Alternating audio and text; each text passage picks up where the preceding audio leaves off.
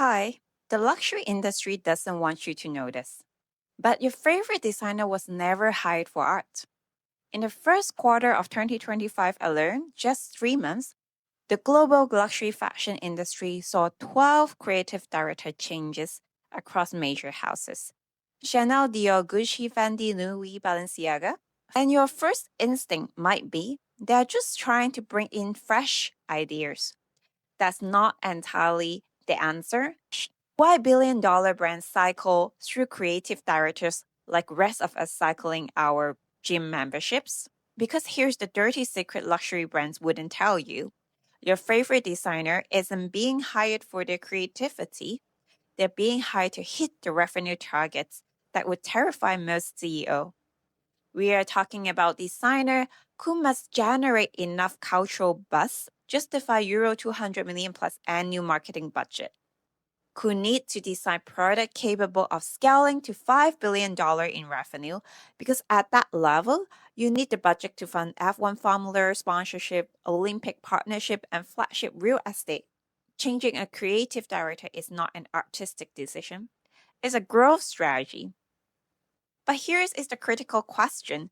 Does it actually always work? The 5 years rule. Investment banks Bernstein, luxury analyst Luca Soca studied more than a dozen creative directors and found something quite remarkable. Creative directors typically deliver about 5 years of positive financial impact, measured in sales growth, stock price, and enterprise value appreciation before all three metrics begin to decline. 5 years. That's the expiry date. And why does this happen? Why does even the most brilliant creative mind hit a wall?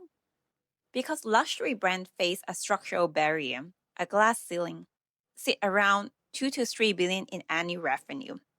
And getting through it? Nearly impossible. The glass ceiling. Let me explain what is this glass ceiling actually is, because it's not just a plateau, it's a fundamental contradiction built into the DNA of luxury itself.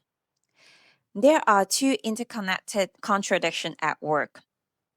Contradiction 1, the exclusivity paradox. Luxury's entire value proposition is making customer feel special, feel different, feel like they belong to a world most people cannot access. But to reach the 2 to 3 billion in revenue, you actually need hundreds of stores globally. You need 300 to 500 million in marketing spending. You need high production volumes. You need celebrity endorsement, influencer deals, and an aggressive social media presence. Think about it. Mathematically, a 3,000 euro handbag needs to sell over 100,000 units per year just to justify the meaningful revenue contribution. But luxury customers are increasingly aware that the exclusive bag exists in hundreds of thousands of copies. And here's is the paradox. The more visible you become, the less exclusive you feel. And around that 2 to 3 billion mark, your signature products start to appear on every street corner. Customers begin to ask, why am I spending 3,000 euro on something that I see everywhere? Contradiction 2, the 2 to 5% customer problem of or. Soka also identified that 2 to 5% of the luxury customer drive 30 to 40% of the industry revenues. These are the ultra wealthy VIC client, the very important customer, who have been buying luxury for decades. They are sophisticated, they're looking for genuine exclusivity. The moment that a brand hits this 2 to 3 billion in scale and become too visible, these customers don't complain, they just leave. They migrate quietly to the smaller, less known brands where they can once again feels like an insider. This is where the creative director becomes the growth lever. A new name generates new buzz. It resets the visibility clock, but it doesn't solve the underlying structural tension. It buys time. Let me walk you through 3 real-world situations that map perfectly onto the thesis. Situation 1, approaching the ceiling. Loewe under J.W. Anderson. When Jonathan Anderson took the creative helm in Loewe in 2013, the brand was a quiet, respected Spanish leather house that most people outside the industry had never heard of. What he built over 11 years was extraordinary. By 2023, revenue has hit approximately 800 million, with sales up 27% year on year. By 2024, the brand was estimated to have crossed the 1 billion for the first time. Then in March 2025, Anderson exited. His approach, craft first, intellectually layered, deliberately unglamorous, was a masterclass in attracting sophisticated VIC customers. But here is the thing. Anderson's craft first approach has a natural ceiling somewhere around 1 to 1.5 billion. You simply cannot scale artisan production to a 5 billion without losing the authenticity. Situation 2, breaking through then plateauing. Demna at Balenciaga. Demna Gavasalia represents something entirely different. Viral, controversy-fueled hypergrowth. When Demna arrived at Balenciaga, the brand was generating approximately 400 million in revenue. 6 years later, by 2021, that number has grown to approximately 2 billion, our glass ceiling, and 5 times increase in growth. How? Triple S sneakers, Speed Trainer, the Low City Break Revival destroyed a sneaker at 1,900. IKEA tote bags sold at luxury price. Cross collaboration.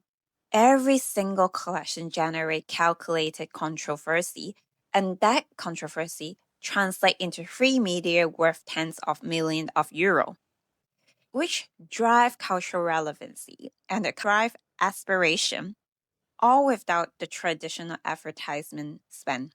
By 2022 to 2024, visibility has become ubiquity. Everyone recognized Balenciaga on the street. Social media saturation has peaked. Revenue couldn't break meaningfully past the 2 billion ceiling, and it started declining.